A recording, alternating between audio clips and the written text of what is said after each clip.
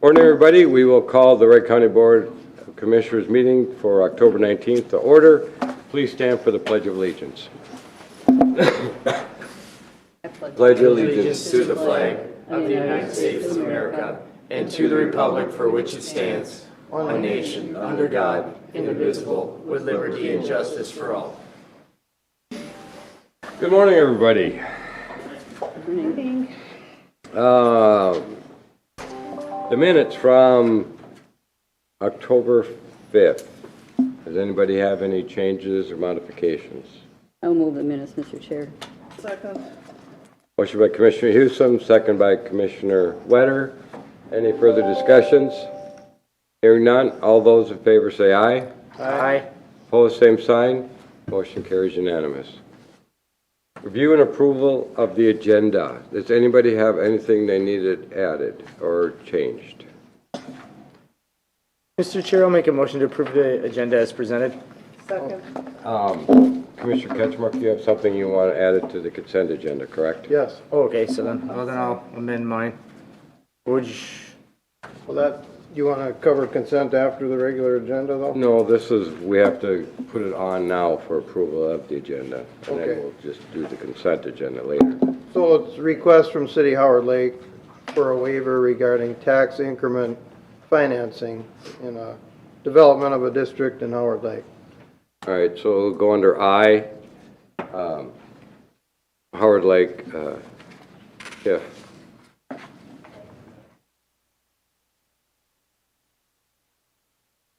Mr. Chair, I'll amend my motion to include the Howard Lake TIF to the consent agenda. I'll second that. Motion by Commissioner Vetch, second by Commissioner Ketchmark. Any further discussions? Hearing none, all those in favor say aye. Aye. Opposed, same sign. Motion carries unanimous. Is there anything on the consent agenda that anybody would like to have pulled for further discussions? Mr. Chair, Commissioner Ketchmark. thank you. Under Administration Finance, letter B, number 4, for discussion, the approval of the change fund at the Compost Facility. And then under Court Services, letter D1, for discussion, the authorizing the signatures on the agreement between Wright County and Anoka County for contract beds. Just those two items? Yes. Okay. And then I'll have a motion, please. I'll make a motion to approve the consent agenda as read with those two items pulled for further discussion. I'll second that. Motion by Commissioner Ketchmark, second by Commissioner Hewson. Any further discussion? Hearing none, all those in favor say aye. Aye. Opposed, same sign. Motion carries unanimous. Commissioner Ketchmark. Yes, so first, City of Howard Lake is requesting a waiver, which I'll read, related to tax increment financing that the city administrator emailed me, and it's to assist the development of the balance of what's called the Turning Trails subdivision by the city. So the request is that we waive the statutory notice and comment period contained in Minnesota statute section 469.175 subdivision 2A with regard to the establishment of tax increment financing district number 1-21 in the city of Howard Lake. And further, I acknowledge receipt of a draft copy of the tax increment financing plan, which contains a statement of fiscal and economic impacts of the TIF district. And I have a draft copy if anybody would like to see that. So I'd make a motion that we approve that waiver. Well, that was under the consent agenda, so it has already been approved. Okay. So item 4, Right. D4. I talked with finance yesterday about the approval of the change fund at the compost facility in the amount of $200. Is someone here that could speak to that? Heather, thank you. So my question is, after the place has been in operation for 25 plus years, about the timing of such a request for a change fund now? There are many departments have had change funds. It's pretty typical and all throughout the county. This is a formality, making it legal for the audit. So is there anything about related to the timing though now rather than in past years that this is getting addressed? I guess not from our standpoint. We went out and did a cash count and now we made it formal. We're trying to make the process formal. So they've had a change fund out They've there. had a change fund. It just but hadn't wasn't been. formal. Mr. Chair, and to Commissioner Ketchmark's question, we've done this over the last 4 years with DMV. We've done it up in the auditor treasurer's office when we had for passports, or not passports, We have it for many departments. many departments. They've done, just because they're basically creating record and memorializing it. So that way there's documentation. There's documentation if somebody would just say that it was never at $200, maybe it was at $100 this way, there's some memorialization to hold them accountable to that dollar amount. So every department that's handing out change has one of these? They have a formal action by the board, you guys authorizing the change fund and the dollar amount. Okay, because I'm thinking there must be a lot of places people can walk in and ask for a copy or request something. We have specific, each year you'll reapprove it, so coming in January, you'll get the complete list of everybody who has change funds and the dollar amounts. It's part of like an annual thing. But this year, we went out and did a cash count, so now this one's formalized. Okay, thank you, that's all I had on that. And Mr. Chair, just one other thing, that they've had to increase some change funds when they recognize that they don't have enough, for certain departments. So that was been another thing that's come before the board. Okay. Item D. E1. So a question about page 10 and 11, where we're listed on page 10, and Mike is maybe here to speak on it, or someone from court administration, but the revenue shortfall example that shows a figure of $28,348, and then on page 11, the original state grant money where Wright County's got $227,454. Could you just interpret what those figures represent exactly with starting with the shortfall? Chairman Delight and the commissioners.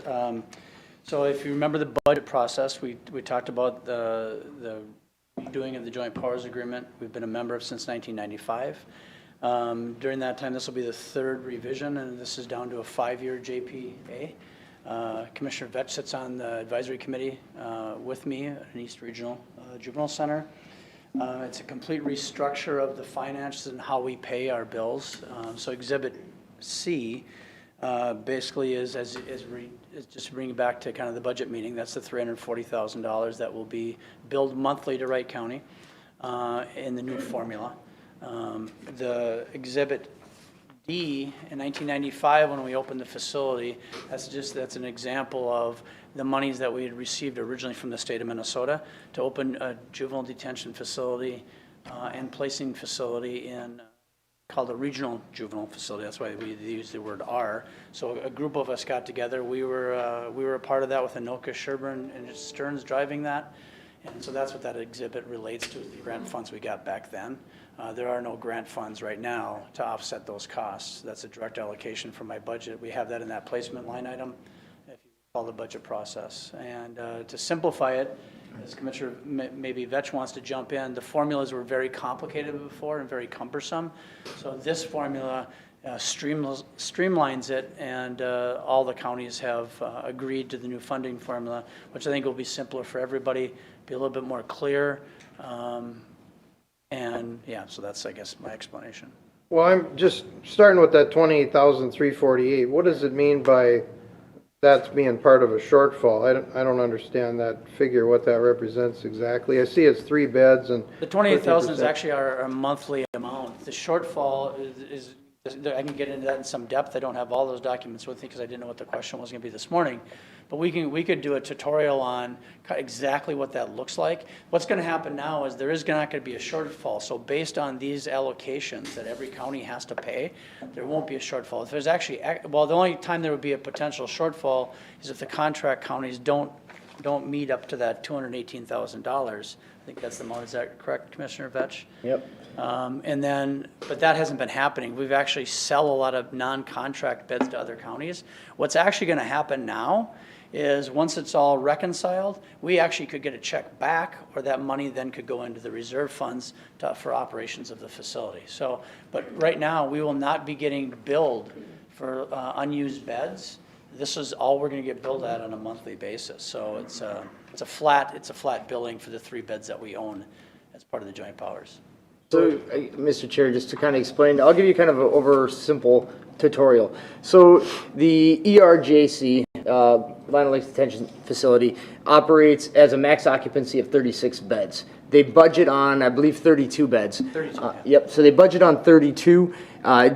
Generally, historically, over the last 8-year run, they've been occupying above the budgeted 32, 33 beds, and they've been building up a reserve fund. Now, with COVID, this previous year, just with the timing, we ended up having a shortfall because the occupancy was below the budgeted 32 beds. So that shortfall is then the member entities, those that are part of the JPA, all those that are listed, have to pay that shortfall.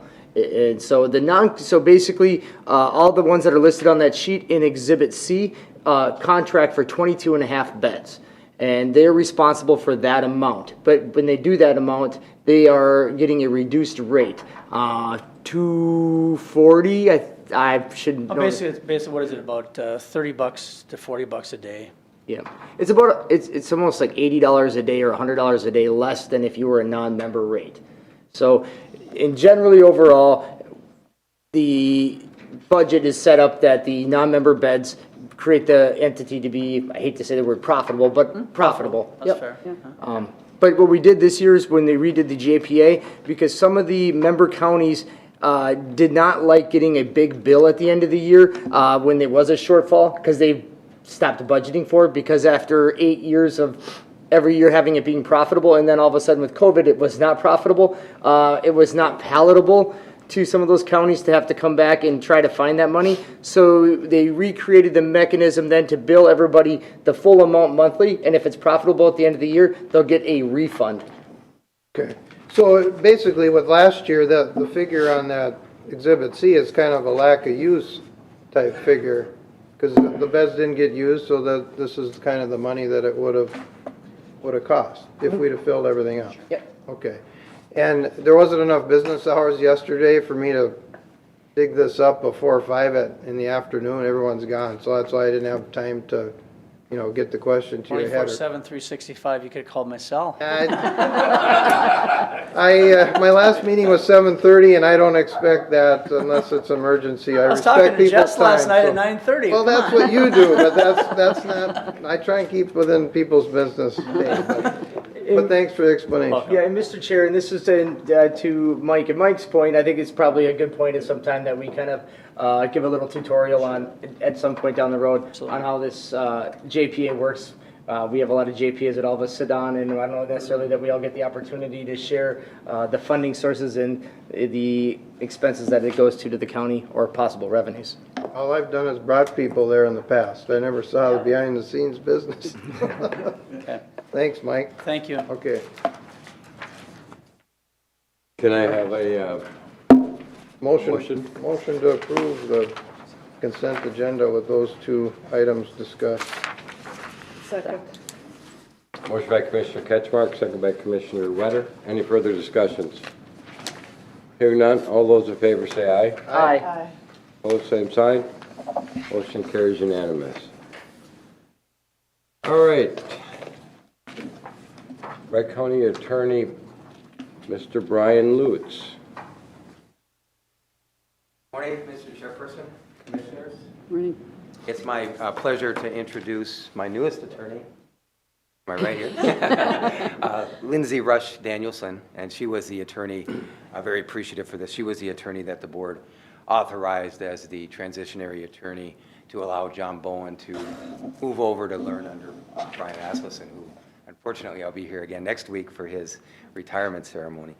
So Lindsay is my newest attorney. She started October 4th, so this is her 3rd week.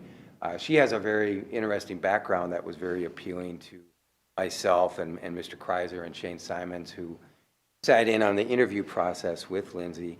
She grew up in Odessa, Texas, and she has a military background. She attended the University of Texas, and then she joined the Army for 6 years. She served 1 year in Iraq. She was a linguist, so she was speaking with Mr. Fomby and Mr. Carr before the meeting. I think they met previously as well when she came out for a visit. Then after her tenure in the Army, she was with Homeland Security for 4 years. In the Aviation Division, she was out of Colorado Springs. And at that point, she decided to go back to law school. She went to law school at the University of Iowa, did very well. And after law school, she clerked for a Court of Appeals judge in Kansas. And then she came up here to Maple Grove with her husband, who's an engineer. They have 4 children, 3 boys and 1 girl. I met 2 of her children at my office party in September. She doesn't like Maple Grove, so she's interested in maybe moving to the Wright County, Yeah. so she's looking out here. But it's my pleasure to welcome her. She's right now is doing a CHIPS caseload along with Carrie Willis in my office, and maybe doing some misdemeanors just to kind of get her feet wet on in-court stuff. She was with a private law firm in Eden Prairie for 2 years. Did some city attorney work as a municipal attorney for the city of Eden Prairie. So I welcome Lindsay Rush Danielson. Well, welcome. Thank you. You, Mr. Chair. Chair, quite the background, yes. Yeah. Mr. Ketchmark? The county attorney's on to your game. Now, you don't have any questions to ask now. I know. I'm almost as big of a homer as Mr. Chair, There you I go. don't know that I could accomplish in 3 lifetimes what she's done in 1, so I don't know. we are all impressed. We don't have, we're appreciative of military service. We don't really have any in our office, so she fit the bill for sure. Thank you, Lindsay. Great. Welcome. Yeah. Well, yeah, working with Homeland Security, that had to have been a great challenge, too. It was. It was interesting work. So you'll be able to help maybe out the county and make sure that everything is secure.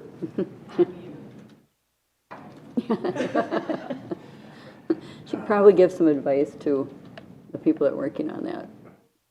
The intelligence side of it, so national aviation threat. Ooh. That was the security side. Good. Well, Mr. Chair, I guess, Mr. Lutz, I'd watch out. I said the only thing she doesn't have on her resume is an elected official, so I don't know. Maybe I don't want her moving here. Well, right now, we don't have to worry because she doesn't live in the Wright County. That's true. Yeah, good. She went outside Hennepin County attorney spot, that's what it is. Yeah, there's an opening there, too, isn't there? Oh, gee. Did you have to do the oath then tonight for her? I believe we sent that with our Yep, materials. I can certainly have, or we can do it now, The oath? if you would wish. Over there.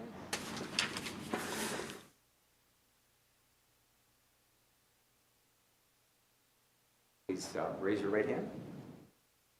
I, Brian A. Lutz, duly elected and qualified county attorney for the County of Wright, State of Minnesota, do hereby certify that by virtue of the power and authority conferred to me by the statute in such case made and provided, have appointed and do appoint Lindsay R. Danielson, Assistant County Attorney for the County of Wright, State of Minnesota, for the duration of my term of office or until such appointment shall be revoked by me, whichever shall come first. This is dated October 4th and signed by myself, and is that your signature as well? It is. Ms. Danielson? And I would submit this to Mr. Chair. Well, here, I thought she was going to have to Yeah, I do. say all sorts of things. Oh, here, there is something about oath of office on here. Are we going to make her do this? Yeah. We had her sign it on the 4th when she started. Oh, okay, so she spoke all these words. Yes. So you got them all memorized, right? So go ahead and Wouldn't you be surprised if she did? do we need a motion to accept this? I think it would be good to formalize. Mr. Chair, I'll make a Ceremony. motion to approve the appointment, oath of office for Lindsay Danielson. I'll second that. second. Motion by Commissioner Vetch, second by Commissioner Ketchmark. Any other discussions? We don't want to roast her yet anymore, or we want to wait a little bit? All those in favor say aye. Aye. Opposed, same sign. Motion carries unanimous. Welcome Yeah, to welcome. the Wright County. Thank you. So much, appreciate it. Thank you.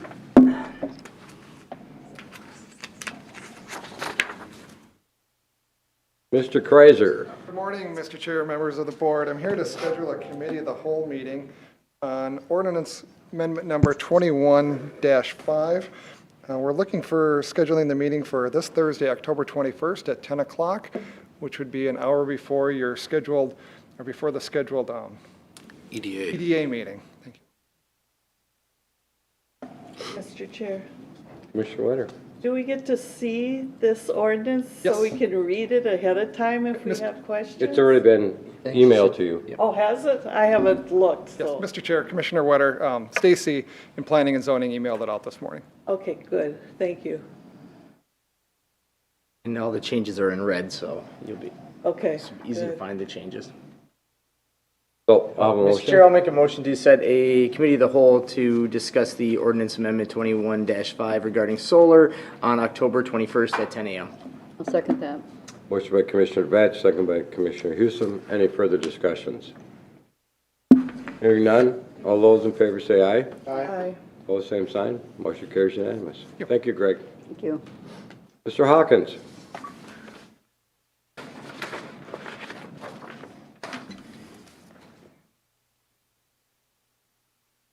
Good morning, Mr. Chair and Board of Commissioners. There are two highway items today for your consideration. The first one is requesting approval of agreement number 2155 for the Highway 19 one-way pair reconstruction project with the City of St. Michael. In this funding agreement outlines participation, construction, maintenance responsibilities with the City of St. Michael and Joint Powers Water Board, and both those agencies have already approved the agreement. Mr. Chair, I'll make a motion to approve agreement number 21-55 for CASA 19. I'll second. Motion by Commissioner Batch, second by Commissioner Ketchmark. Is there any questions? Yes, Mr. Commissioner Wetter. Chair. Virgil, when is this going to be done? It's scheduled to be constructed next year, Next week? next year, Next year? 2022 construction season. And I don't know, how long a stretch is that? This is between Chestnut Avenue and just north of 241 on 19. It's Okay. between the block and a one-way half. pair areas. About a block and a half? Yep. From the steps of the church to the block past Walgreens. Okay. All right, thank you. That's all I had. All right. Miss, we vote on that? We didn't vote yet. We didn't vote. All right. Any other discussion? All those in favor say aye. Aye. Opposed, same side. Motion carries unanimous. Okay, thank you. The second item is to approve agreement number 2158 with the City of Otsego for construction and maintenance of turn lanes along Highway 38 for new housing development that's going in Otsego. The city's already approved this agreement. Mr. Chair, I'll make a motion to approve agreement 2158 with the City of Otsego for a turn lane. Second. Motion by Commissioner Batch, second by Commissioner Houston. Any other discussion? Mr. Chair, Commissioner Wetter. way I understood it, the developer is going to be paying mostly for this? Yeah, the way we do it is when there's impacts to our county highway system due to development, we have an agreement with the cities. Okay, The cities will have a separate developers agreement, and then they figure out who's paying what. But they'll typically pass on most of the cost to the developer. okay. So the county is probably, not liable for, or I suppose your engineers would make sure that it was all right as Oh, right, yeah, the city will put together, they'll have their engineers develop a plan, we've got to review it, approve it. And then, in this case, in this one here in particular, we're going to be doing a project in 2023. So they're going to do some of the widening improvements. We're going to resurface the road. We had planned on it anyway, and then we'll restripe it in 2023. Thank you. Any other questions? Hearing none, all those in favor say aye. Aye. Opposed, same side. Motion carries unanimous. Thank you, Virgil. Virgil. Oh, man, we are back exactly on time, 9:25. How'd that work out? Because I asked the right questions. Yeah. Merging leaders. Good morning, Chairman. Good morning, Commissioners. My name is Janet Marquette. I am one of the lead eligibility specialists here up on the third floor in financial services. But today I'm here as part of the 2021 Emerging Leaders Group. That is a group comprised of people that are here in the county that don't have management roles but still take leadership roles within their departments. And as part of this group and part of this year's project, we are responsible for coming up with a way to either to better the county in some way, shape, or form. And our group voted to focus on domestic violence awareness. And I just wanted to share a little bit of what we've been doing and then go from there. So far, our efforts to raise awareness of county-wide have been through shining purple lights on the Justice Center at night. You'd be able to see it from the highway if you drive by. We have handed out purple ribbons. Everybody should get one of those if they haven't already. And we have been doing social media posts to raise awareness as well. We have some RightNet posts within the county itself. And we have gotten approval to have people wear purple on the 21st, which is on Thursday, just in honor of those who are survivors of and have been impacted by domestic violence, and also in memory of those that we've lost to domestic violence. As part of this effort and this project, we are working on raising funds within the county itself with just county employees, and have been working on doing those paperclip angels, which I believe the commissioners received. And that is what we are going to be using to give to different organizations that serve Wright County residents. So the primary ones that we have focused on and identified thus far are Anna Marie's Alliance, Rivers of Hope, and Central Minnesota Sexual Assault Center.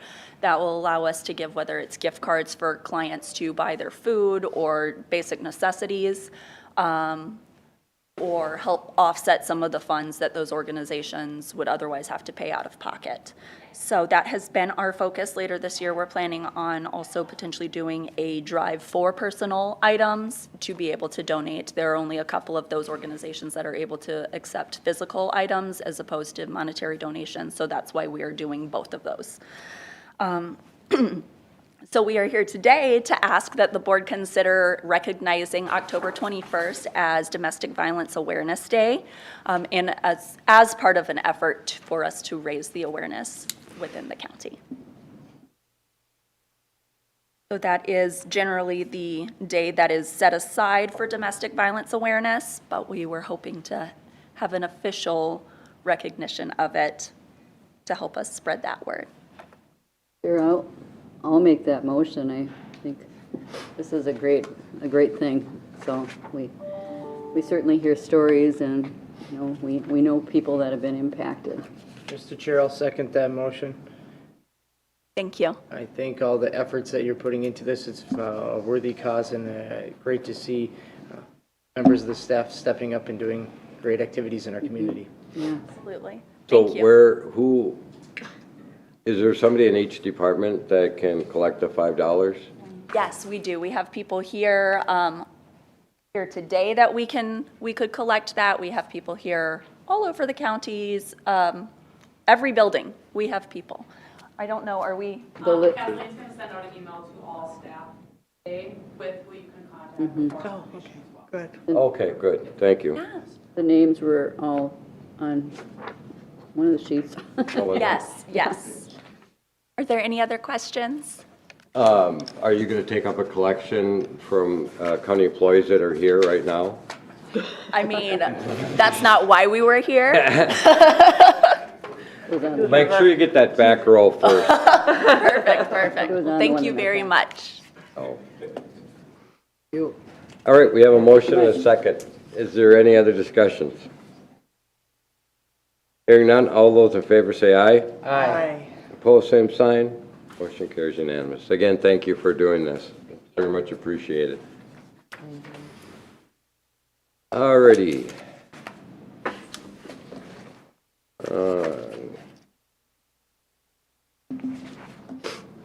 Administration. Schedule public hearing for changes to the fees for service schedule. Thank you, sir. We've solicited from departments any changes that they are looking to make to the fees for service schedule. We do update this annually each year. We try to do one hearing for all the fee changes in November.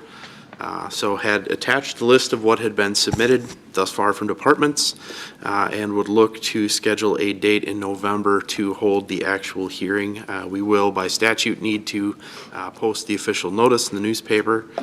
So would look to do this towards the end of the month. I would recommend we do it at the November 30th board meeting if that works for the group. November 30th? 30th? Does anybody have any issues with that date? Mr. Chair, I'll make a motion to schedule a public hearing for the fee schedule changes for November 30th at 9:30. Second that. Motion by Commissioner Vetch, second by Commissioner Hewsom. Is there any other discussion? Mr. Chair? Commissioner Ketchmark. And I had some time to look at a couple of these that I wanted to, I guess, clarify and ask questions. Is that going to be the date and time for the board to have discussion also with those involved in that? Certainly could. If there's items you'd like us to follow up prior to that meeting, if there are questions, I think that'd be good to do. If you'd like to do an in-depth discussion, perhaps we should have that at the November workshop. Well, for one thing, is something that's in red here, is that a brand-new fee that we haven't had before? We've tried to list it to both cover things that are strike-throughs, so there are some fees that we're either changing the language to what we're charging for or we're removing the cost, so anything red would either be a change or a new fee. So it could represent either. Do you have a specific example you'd like me to speak to? I do. The septic loan application, it's in red, $172, and I don't see where we had it before necessarily. Under planning and zoning, it's toward the bottom of the page. That looks to be a new charge that we have not in the past, I believe. Okay, I guess I had a question about the loan in general. Are these septic system replacements something that's mandated by a county inspector that goes out and tells people you need to replace it, or do these folks figure that out on their own and they say, oh, we got the best loan option at Wright County, so we're going to go to them for this? What initiates that change in their septic system?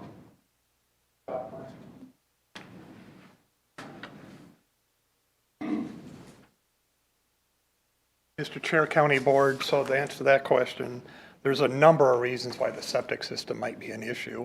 The property sells non-compliant, or the property owner just knows they need a septic system. This program is a mechanism to pay for that. As far as the fee goes, that is a fee that is collected by our office, but my understanding, $92 of it actually goes to the recorder. $50 goes to finance services, and we have a $30 fee. There's more than one department involved with the processing of this loan application. To make it easier for the public, we collect the fee and then dole it out. So if you'd like further clarification, and that's on their fee schedule, those numbers, $92 and $50, are on those departments' fee schedule. So if you'd like it further clarified, that 172 is actually a three-piece fee, we can do that. So in other words, up until now, nobody paid anything for the application for that loan? Well, I can't say that for a fact. I want to say the last 2 years we further defined there were fees associated with it. Bob would probably be a better person to ask that. It's one or the other. It's either there were no fees or it wasn't, it didn't go through our office. It was when they recorded the documents. Okay. Well, I did some checking around different departments on what the costs were and the time, and what I came up with is it actually costs, according to our staff, just over $310 to process one of these applications. And we're asking for 172, so that's why my question is, if we have people out inspecting, doing random checks and saying, well, yours doesn't pass, come in, or if someone, in the real estate process, my understanding is the price can be deducted when it changes hands, because someone determines you need a new septic, so we're gonna take 20,000 off the price of your property to cover that. So Commissioner, these fees have nothing to do with the actual septic work. If you ask people, if those of these are people involved in the septic industry, a compliance inspector, an installer, a designer, whatever, those fees could be higher and it may be $300. These fees have to do with the cost of processing the loan application to upgrade the system. If those people in the recorder of finances are saying it's more than $92 and $50, then you would need to reflect that in their fee schedules. Well, that's what I'm getting, not from the auditor or the recorder, I should say, because their 92 is a set fee by the state, but these others that make up the rest of it comes up to $310. So maybe we should schedule this. I'd like more time to go through this and maybe ask some sidebar questions. Commissioner Ketchmark, who else did you talk to that said that, there was additional fees? A finance staff, Ryan, and we went over, that's what they came up with for cost. So are they reflecting that in a fee schedule change in their fee schedule? Because that's where that $50 is. Well, that's was the question, because the original cost of 172 was everybody's in there. So, but then as I asked Tammy, and it sounded like this was supposed to include everything in the 172. Correct. So I didn't have a chance to go through all the others to see if they're claiming per se, or if we're doubling up on the. And neither did we. So that sounds right, $92 is an odd number. That's a fixed number. Right. So the only other numbers that could change would be more than $50 for finance services, or $30 for our document, our fee. I'm not sure where 310, where they arrive at it. We didn't contribute a piece to that. Okay. So that would be a discussion for maybe that department. Yeah, so I guess I'd like to schedule something ahead of time for us to discuss this as a whole before a public hearing. Well, I think then we'll just add it to the workshop Yeah, in November. Okay. work. Please get your questions to those so that they're able to answer them ahead of time, or at the meeting. All right. So we haven't voted on that yet. No, All right. not to set the date and time. And we do have, yeah, we had a motion and a second. Correct. All right, any other discussions? All those in favor say aye. Aye. Opposed, same sign. Motion carries unanimous.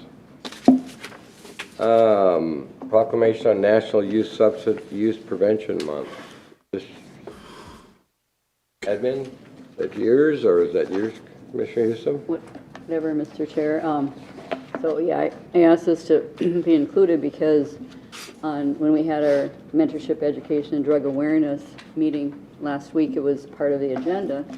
And so I thought it would be good to recognize this for everyone in the county, that we did get a proclamation from President Biden declaring this month as substance abuse, National Youth Substance Use Prevention Month. And just a couple of facts.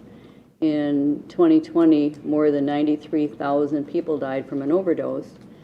So 93,000 families, of course, and their loved ones were pretty devastated.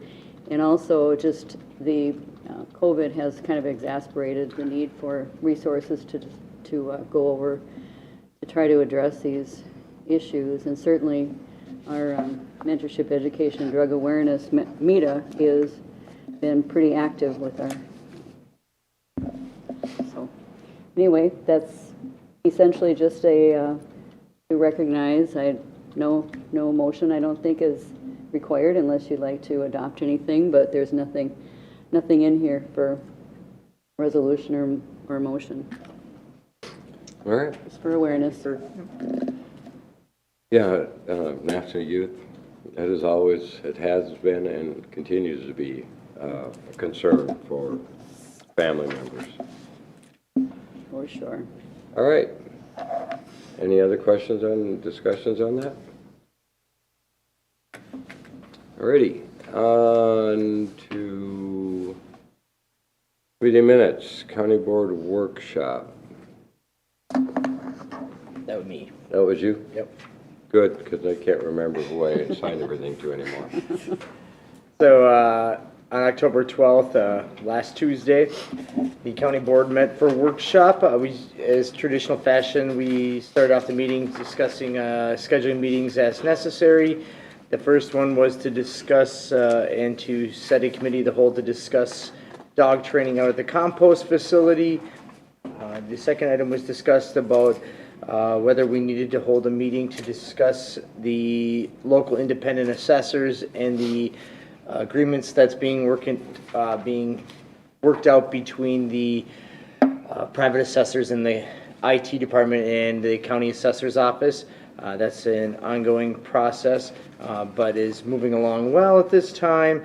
The recommendations were that Administrator Kelly would touch base with the sheriff's office to come up with possible dates to discuss dog training at the compost facility.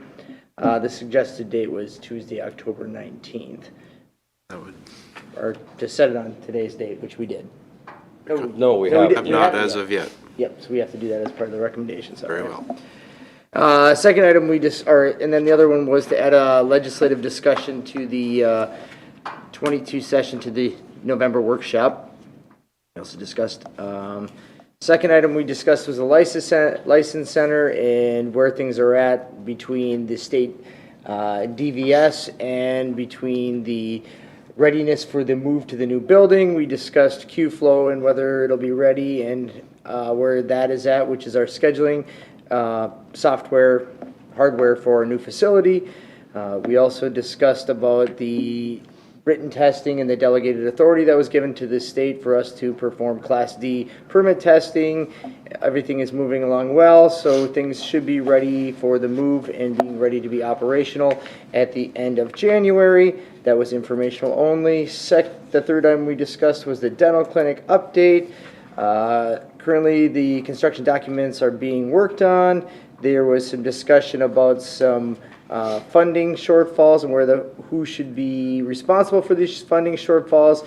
A lot of these funding shortfalls have to do with the surveying and permitting of the space, which we deemed that would be more falling under the county's purview because we would be permanently owning the space and they are renters, leasees, not the leaseor of the space. So with that, those expenses were kind of deemed to be responsible to the county. And then there was the recommendation was to have the surveyor Job add a torrents to the registered land survey line. The third item discussed was the compost facility. This was kind of a follow-up from our previous visit out there, previous couple of discussions, and the change in the upcoming change in the planning and zoning office and the management. And we had a discussion about the lease agreements and trying to find out where we're at with that to be able to get an interim lease made out for the DNR to store their equipment out there in the interim time. Auditor Treasurer Bob Hevelas has been working with the MPCA and other potential contractors to facilitate or assist in operations and has been kind of giving continuous updates on that. It was also noted that the MPCA was coming out there for their scheduled visit. Then the recommendation was that Chair Dahliden suggested Hevelas ask the recycling providers what is accepted and where items can be disposed of, along with their prices. More is to come with that. The last item was the waters of the United States. Commissioner Wetter gave us an overview of the United States, our WOTUS, which is the waters. This largely stems from the Clean Water Act amendments of 1972, which gives government jurisdictions, which gives the federal government jurisdictions on navigable waters that word is just not going to come out of my mouth today. So, good discussion, an update on it, but it was purely informational only. With that, Mr. Chair, I make a motion to approve the minutes and the recommendations from the workshop on October 12th. Second. Motion by Commissioner Betts, second by Commissioner Houston. Is there anything anybody would like added, changed, or mentioned? Hearing none, all those in favor say aye. Aye. Opposed, same sign. Motion carries unanimous. Okay. Committee of the Whole, did you have some dates? Yes, in discussions, we were looking at November 10th at setting that committee of the whole for discussion.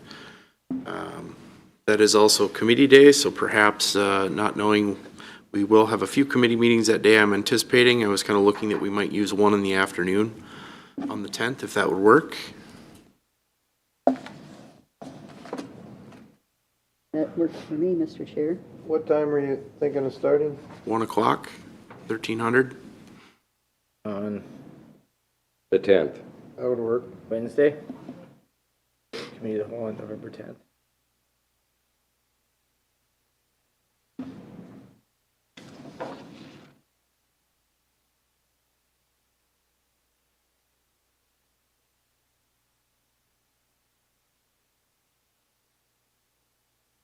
Okay, can I have a motion regarding that, setting that date and time? Hockey, you said? Yep. Mr. Chair, I'll make a motion to set the committee of the whole meeting for 1 PM on November 10th. I'll second that. Motion by Commissioner Ketchmark, second by Commissioner Houston. Any further discussions? Hearing none, all those in favor say aye. Aye. Opposed, same sign. Motion carries unanimous. Alrighty, Commissioner Ketchmark, Committee of the Whole for October 12th. October 12th. All right, we talked about American Rescue Plan updates under internal controls. Finance Department, Heather advised that any equipment purchases over $5,000 must be approved by the oversight agency. The United States Department of the Treasury disposition of equipment also requires approval from the oversight agency. The update on approved programs and grants. Project Manager Carl's advised that $24 million of ARP funds have been allocated to programs. $6.4 million have been awarded in grants to both internal and external recipients. Cities have until the end of 2023 to apply for water sewer grant opportunities. And we heard from Central Minnesota Jobs and Training Services proposals for ARP money. And they basically had 2 staff requests, and they requested money for a career exploration camp. So they went through presentations on those 3. And we had a recommendation for the Central Minnesota Job Training Service to apply for the Good Jobs Challenge grant opportunities. Zahart will provide assistance with the grant application process. Wright County will meet with Sherburne County to discuss joint opportunities for the 3 CMJTS proposals. The committee will meet again during the first quarter of 2022. With that, I'll make a motion to approve the Committee of the Whole meeting minutes from October 12th, along with the recommendation. Second. Motion by Commissioner Ketchmark, second by Commissioner Houston. Any other discussions? Hearing none, all those in favor say aye. Aye. Opposed, same sign. Motion carries unanimous. The Deferred Compensation Committee met on the 13th. And that was myself and Commissioner Vetch. And it was to introduce to us to the new AIG team, which was formerly VALIC. We had a couple of people from there. And for the most part, a lot of it was to get us up into compliance with some of the federal requirements. One of them was to change requirement minimum distribution from 7.5 to 72. Changing death beneficiaries from stretch payouts to 10 years, which again is something that's been changed.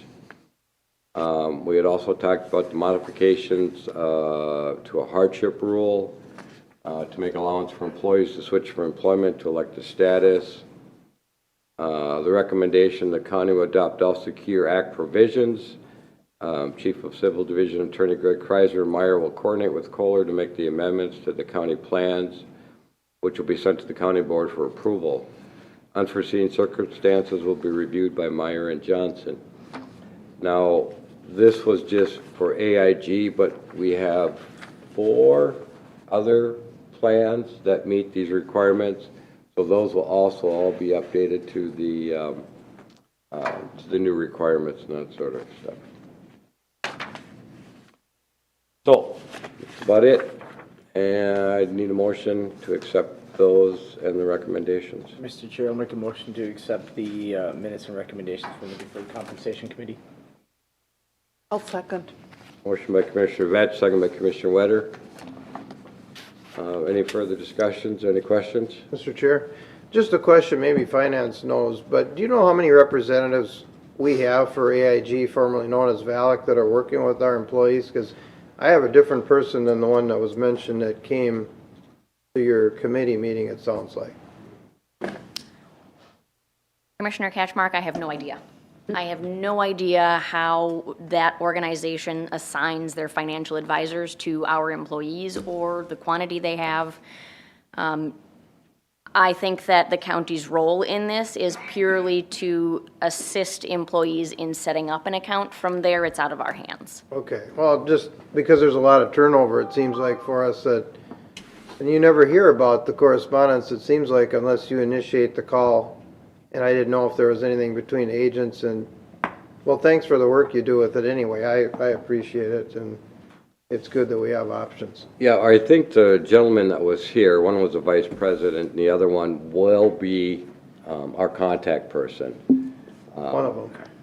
Well, again, I'm not sure how that's, if they have multiple people we're dealing with, but I doubt one person would be capable of taking care of all the employees. I would say that that individual is going to be our contact, may or may not be the employee's contact. Okay, I think they kind of segregate it by how long you've been in it or how many zeros are behind the one in your plan. And they kind of divvy them up, but that's what I suspect. Thank you. All righty. Did we have a motion in a second? Yes, we did. Yeah, okay. Discussion. All right. Any further discussions? Hearing none, all those in favor say aye. Aye. Opposed, same sign. Motion carries unanimous. Ways and Means Committee. That's me. Yep. Okay, we met on October 13th. That included me, Commissioner Hewsome, and Mona Volden, who was with the Alina Hospitals. And Chris pretty much did most of the talking with, and she had made arrangements and met with certain people, like the president of the Buffalo Hospital, and this Mona Volden, and also with Dr. Andrew Bergdorf. Mona was on remote, so we were the only two really present.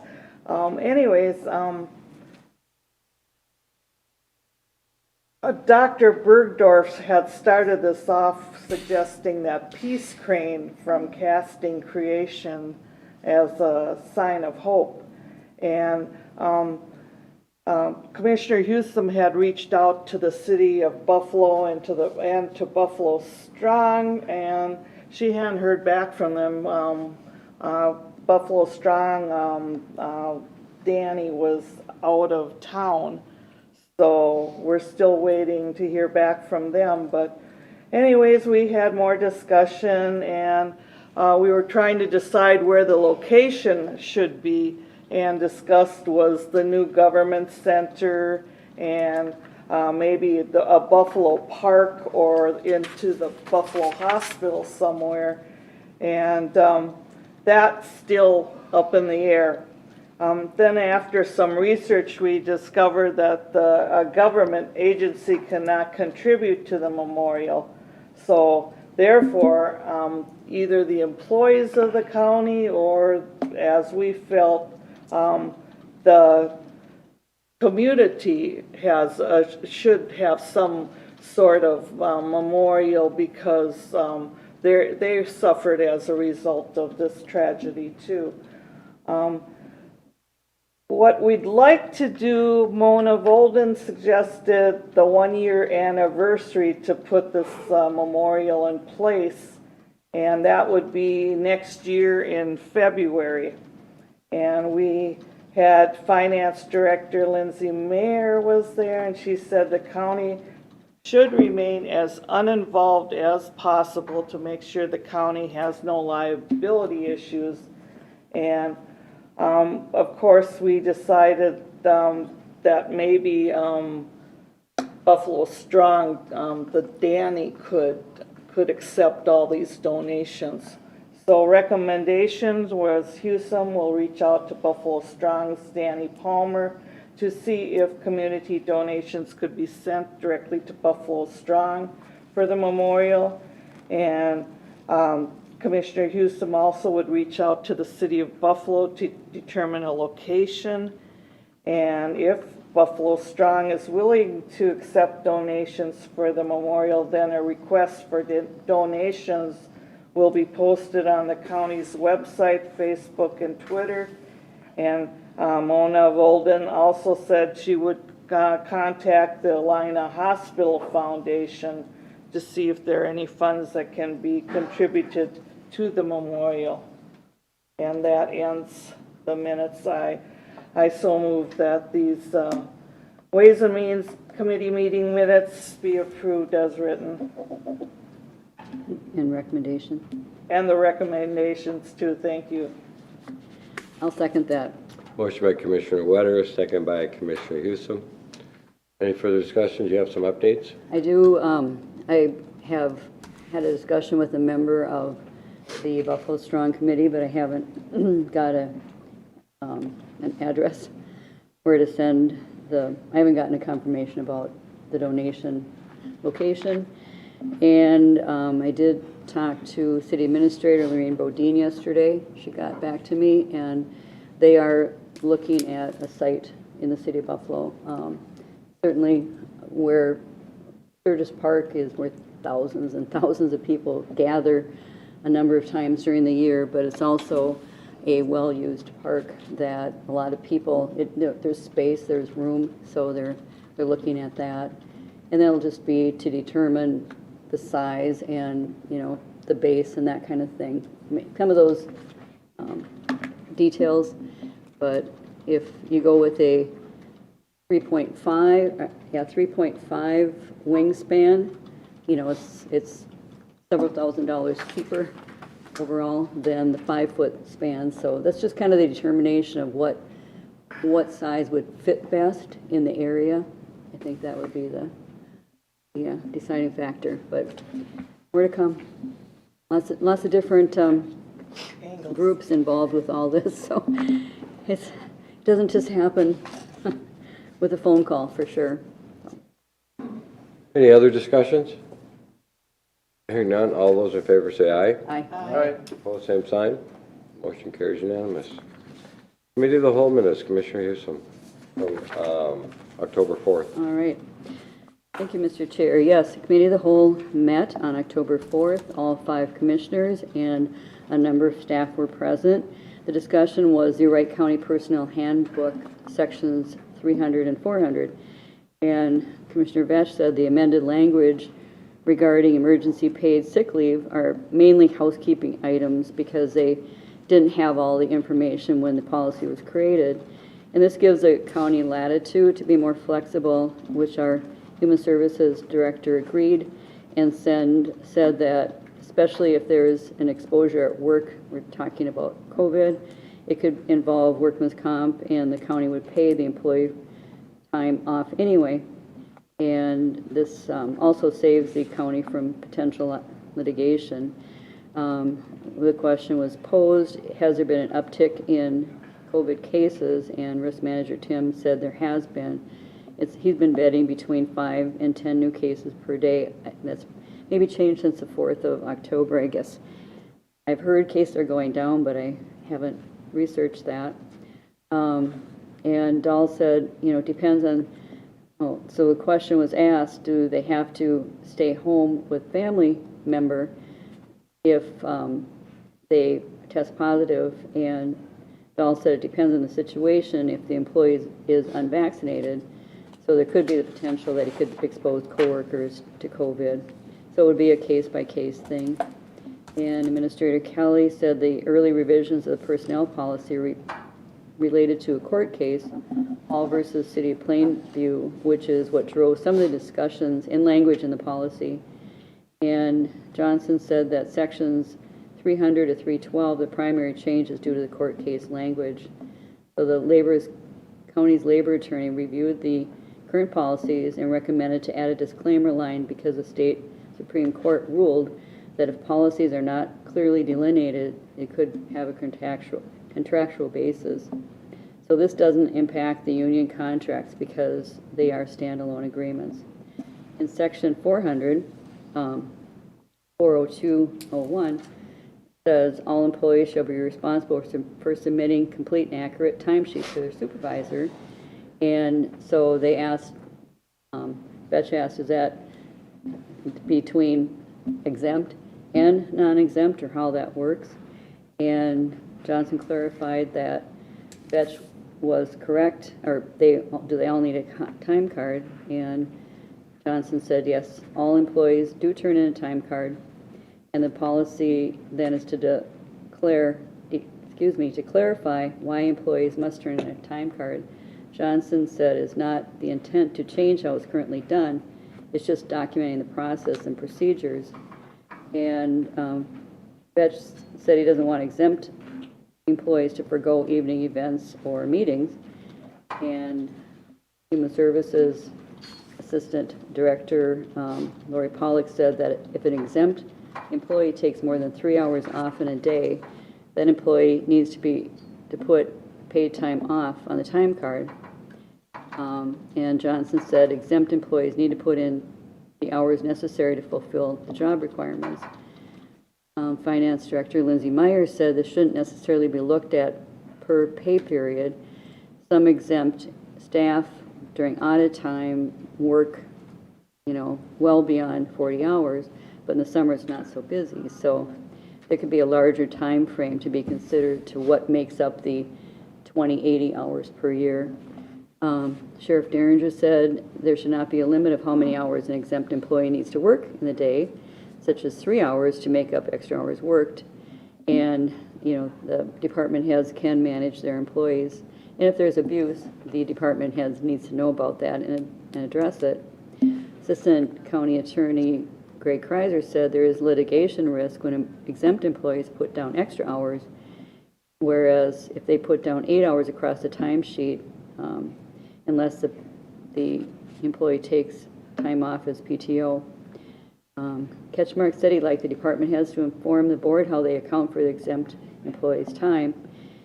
And Johnson said 40201 is a proposed policy, and the county has survived many years without this policy, so suggested pulling that and set the expectation the report be run at the end of the year to make sure exempt employees have worked their 2080 hours. So with that, the recommendation is that department heads will inform the county board how they account for exempt employees' time. And with that, Mr. Chair, I'll make a motion to approve the minutes and the recommendation. I have a motion, do I have a second? I'll second. Motion by Commissioner Houston, second by Commissioner Wetter. Any discussions? Mr. Chair, Commissioner Ketchmark. just a comment to thank those office and department heads that have followed the recommendations so far and sent us the requested information. What we received, 3 of them so far? I believe so, besides the ones we got at the meeting. Any other questions? Hearing none, all those in favor say aye. Aye. Opposed, same sign. Motion carries unanimous. Mr. Chair, that's going to be an ongoing discussion. I mean, I think Right. it was great to have that discussion. I think there's definitely a lot of different perspectives, but there's a lot of things that we have to talk about when having that discussion in a holistic form, whether it's from a workplace relations to recruitment to retention to meeting citizens' needs at the time that they need them. So it's something that we'll have to ongoingly discuss. All right. Administration. So, Mr. Chair, as was mentioned, and you all were there, of course, we did have quite a bit of discussion around these policies and thought it would be good just to include in the agenda where it all landed so it was documented and clean for everybody to understand. Since some language that was proposed was decided to be not adopted and scrapped, so we thought it would be good just to clarify where it all landed, make sure everybody was on the same page, both for the 300, 400 sections as well as the revisions to the emergency paid sick leave policy. So that would be under item C here for consideration. All right. So, the approval of revisions to section 300 and 400 of the Wright County Personnel Handbook. Mr. Chair, I appreciate administration removing some of that, I hate to say controversial language, I guess more of a language that needed to be ironed out. What you have in there in the revisions to 300, 400 are I think they're good revisions, and I can adopt them, and I'll make the motion to approve the revisions to section 300 and 400 as stated here. I have a motion. Do I have a second? I have a motion. Do I have a second? I'll second.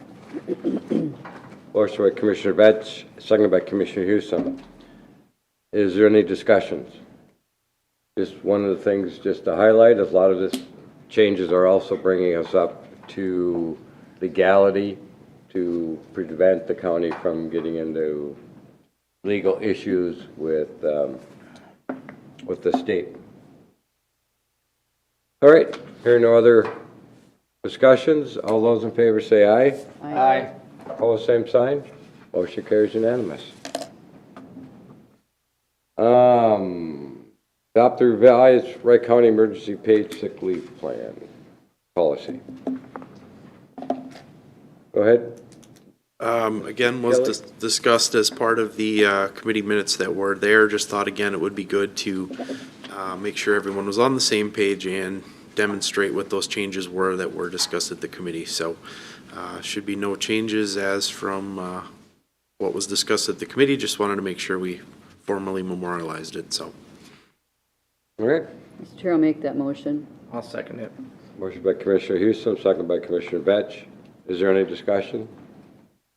Mr. Chair, I'm sure people that have watched from the outside have seen this policy been discussed and modified numerous times, and largely around COVID and the different requirements or suggestions from the state and federal government that continually forces us to make modifications, and as we learn on how to better administer a policy, and this is probably hopefully the last, but I probably doubt that. So this one expires the end of this year, doesn't it?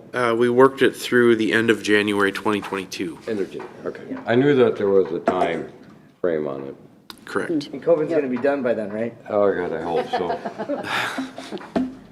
Everybody's, I think, throughout the country, everybody's COVID tired. We are. Think about the number of hours that have been put into developing policies to facilitate or mitigate this is mind-boggling. Billions of dollars. Yeah. All right, any other discussion on that? Hearing none, all those in favor say aye. Aye. Opposed, same sign. Motion carries unanimous. Advisory Committee, Advisory Board updates. Administrator Kelly, we'll start with you this morning. All right, just wanted to give a reminder that the District 5 meeting is in Sherburne County on next Monday, so if you're planning to attend, we'll see you there. So. Was there an email that said that Administrator Kelly's making made-to-order omelets that morning there? Hey, if that's what it takes, I can make a mean omelet. Probably not to Derek level, but I can hold my own. You can share the task. Perhaps maybe Mr. Weber and Mr. Messelt will help me flip omelets if that's the case. You got to remember too that Derek kind of ran the place. He didn't actually do the cooking. Paper pusher. Yeah. Anything else? No, thank you. Commissioner Wetter? Okay, October 6th was supposed to be the Central Minnesota Council on Aging, but that was canceled because the Minnesota Board on Aging as the last committee, we were going to spend most of our time on the funding that we got from them. But it seems that because of COVID again, they've spent their ceiling caps, so they have to go through certain legislative things, a special committee to get some of that federal money released. They can do it, but the director has to ask for it, and she had a meeting at that hour with them, so that's why our meeting was canceled. Then October 7th was that county township meeting, and Virgil and Chad spoke about the local option sales tax and explained about the open houses about that and the virtual way you could speak to that tax, whether you like it or not. And then they also had a man from the Minnesota DOT talking about the speed limits studies and how you go about getting a speed check on a certain road, or especially if you wanted it changed. October 12th and then also October 14th, I had the Soil and Water Conservation District meeting, which was, the main part was on the 12 Mile Creek Watershed District, and that was, of course, they want money to reduce the suspended solids and the total phosphorus, and that would be by the best management practices. And of course, those practices cost money.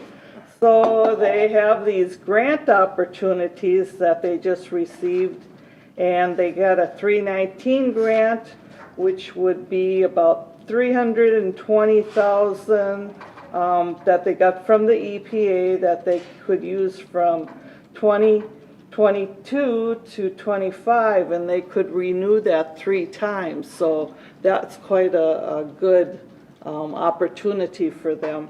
Then also they've got that ARP money that we sent them, about 500 grand, which would be from 22 to 26.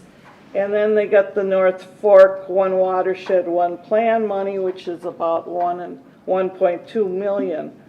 The 319 grant, that's a 40% match.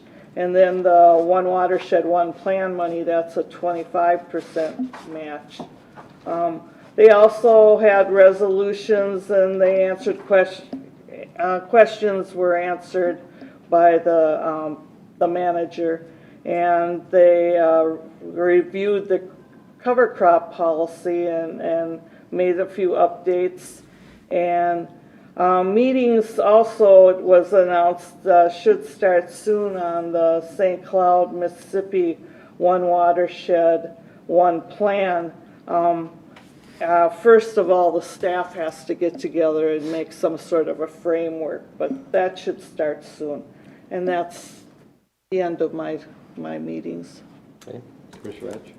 So, a week ago or so, we East Regional Juvenile Detention Center met. We already discussed that earlier in the meeting, all the topics that we discussed in the funding formula and the new JPA.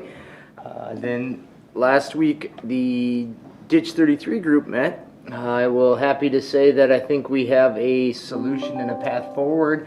I'm working with staff at this point to come back to a committee of the whole to bring all that methodology forward and what needs to be done. I'm guessing, and Greg will be back there, if what do you think the timeline on that would be to bring the committee of the whole to discuss on the Ditch 33 sometime in the next 60, 90 days? Yeah. Mr. Chair, Commissioner Fetch, on CD 33, moving forward with that, there were some logistical issues that Matt wants to try to work out as far as easement accesses.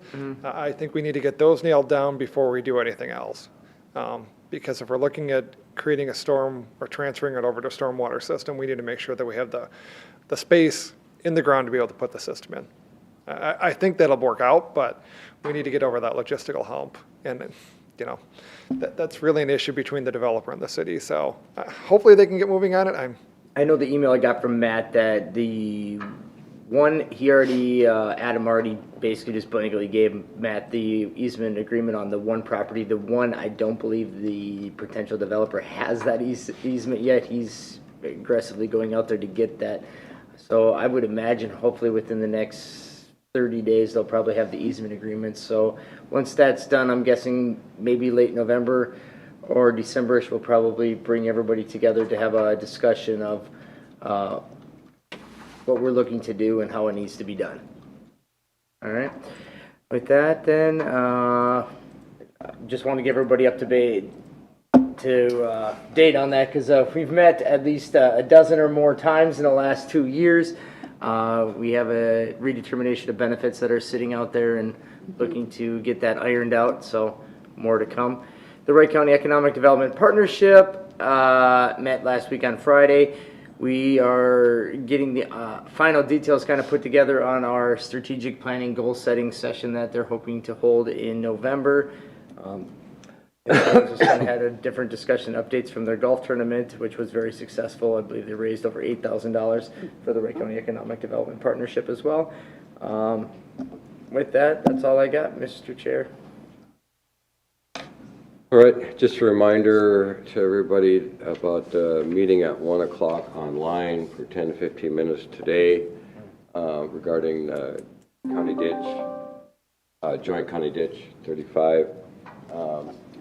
We need to make sure that there's 3 of us that are going to be on there. Planning to be on, Mr. Chair. Commissioner Ketchmark, I'm assuming since it's in your district. Right. Okay, Commissioner Wetter? Yes. All right, so I just want to make sure that there's at least 3 Yep.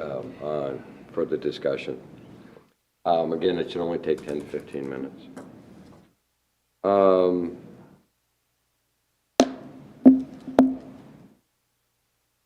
I'm not going to bore people with everything other than one thing I do want to state is that with the COVID numbers, they are starting to come down a little bit, but I just want people to follow CDC guidelines regarding disinfecting and that sort of stuff, but it's not just for COVID, it's also because we're in the flu season now too.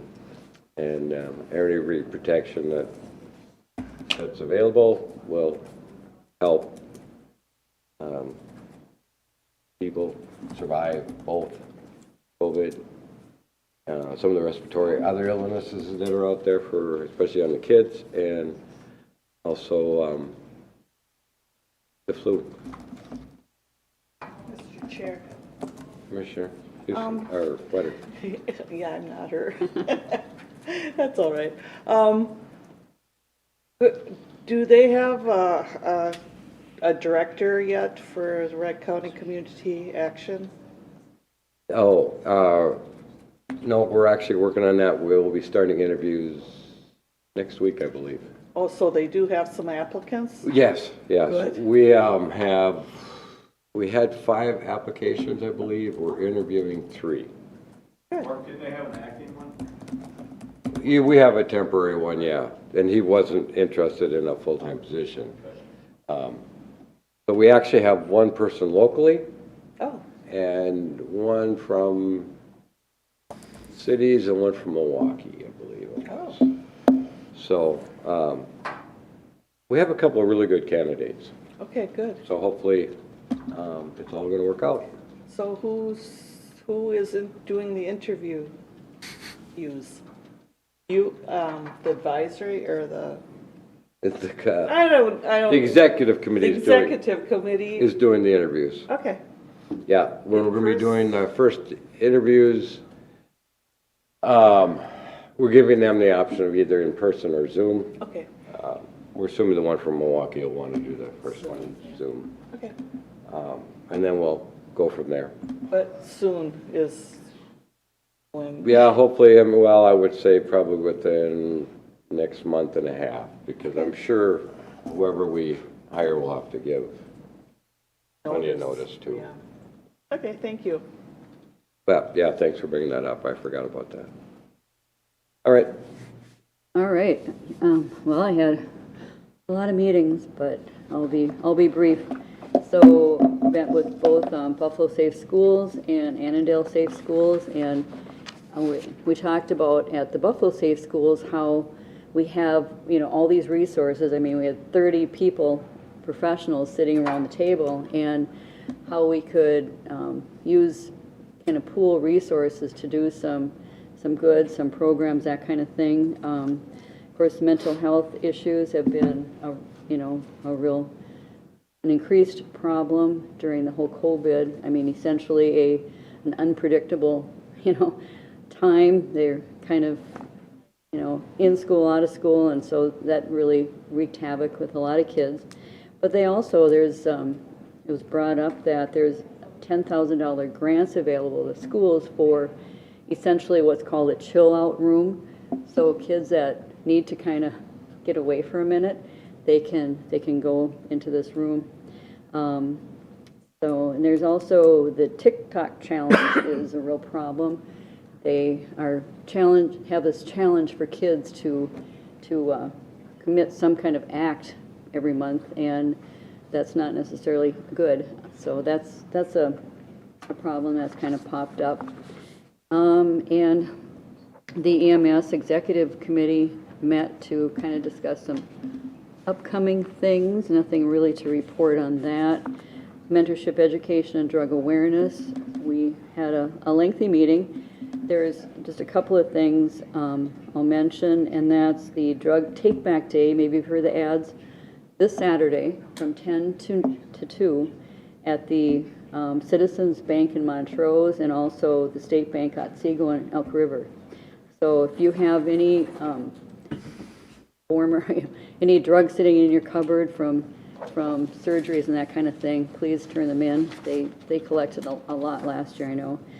Also, there's a couple of videos that we are looking at somehow getting out to the public. Perhaps the first one, the Dead on Arrival, essentially it's fentanyl-laced substances deaths, and it's about overdoses. So one of them is a 20-minute, and we're thinking of just putting that on the META website, or Facebook page and website, so people can watch that. But there's also a longer full-length picture, so we're looking at doing something maybe after the first of the year on that. We have approved bylaws and had a good discussion.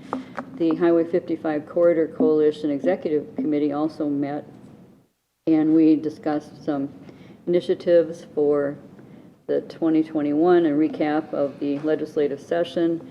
We're looking at having some little celebration for our 20th anniversary in December at our December meeting, and looking at maybe some cake or something if we can do an in-person thing. So anyway, some other discussion, but I can put any of this information on the back table about some of the legislative things and other meetings, but nothing else to really point out as advisory committee. Okay. Thank you, Commissioner. Commissioner Ketchmark. Oh, thank you. Emergency Services Board met, talked about meeting in person versus virtual. They came up with one of three reasons that a person has to have if they're going to be virtual.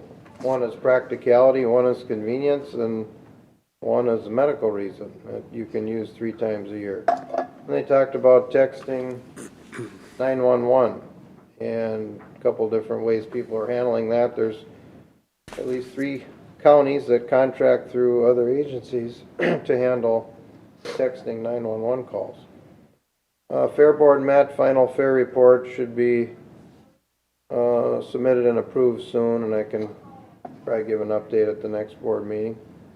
Safe Schools in Delano met live, first time in a long time. Main concerns there are discipline and truancy starting to surface down there. Solar meeting update, staff met to kind of fine tune the solar ordinance to a degree to where we can talk about it at the next meeting. Howard Lake, we had the lost open house and not much of a turnout there. What can we say? I guess it was, I thought it was promoted and advertised in the whole thing, I and thought so too. maybe that shows the interest, or they just trust their elected officials to make the decision. I don't know, but about three folks showed up in about 3 hours. You know, regarding the loss funding, and Commissioner Ketchmark, or Commissioner Wetter had said something about it, about the interactive.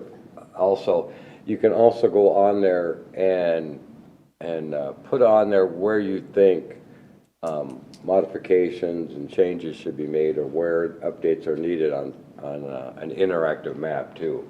So that's all online. So the more people that get on there and look at that information and provide us feedback on where things need to get improved, and suggestions will also be very helpful going forward for the county in the future. Mr. Chair, do you remember how long that's going to be on the website? November 7th? That sounds about right. I think it's November 7th. Something like that? Okay, Give or take a day, yep. okay. Yeah, November 6th or 7th. Mr. Chair, Commissioner Ketchmark, maybe because we had the discussion at the township officers meeting and there were so many involved people there, maybe that's one reason why there wasn't as many people at the, and there's one tomorrow, right? Highway, 3 to 5? No, that's not something tomorrow. else? No, I think it's the 27th. Oh, I'm sorry, it's the 27th, yeah. Yeah. I'm a week ahead of myself. Would you stop pushing it? Yeah. The only other thing was one site inspection, planning and zoning, that'll be revisited at the next meeting on the 28th. That's all I have. Actually, one thing that forgot to mention is Commissioner Wetter, Commissioner Ketchmark, and myself were out at the Compost Facility on Oh, yeah.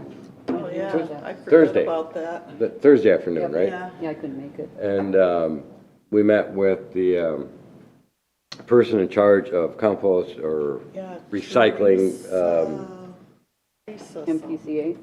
Yeah, for the MPCA regarding hazardous waste. There we go. Had to think. Household hazardous It's a waste. senior moment. And she had nothing but compliments of our crew out there. And I just do want to give a heads up to those out there that they've been and the place really looks nice.